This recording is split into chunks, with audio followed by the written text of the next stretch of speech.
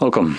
In front of me is a Motorola Moto G52, and today I'll show you how you can record the screen on this phone.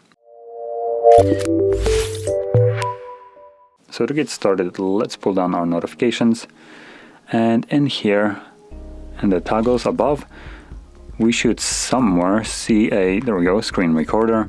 So once you find that, you can hold it.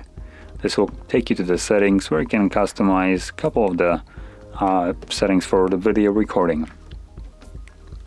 From there, let's go back to the toggle once more, tap on it, select start, and this will automatically begin recording after the countdown ends. There we go. So whatever you'll do right now will be recorded by the device. If you open some apps, they will be recorded as well. Now once you're done recording, you can tap on the square right here to prematurely or just overly end the recording, and that recording that we have just saved or stopped is now saved to our Photos application. So I'm gonna quickly open that up, and there we go, you can see the video recording.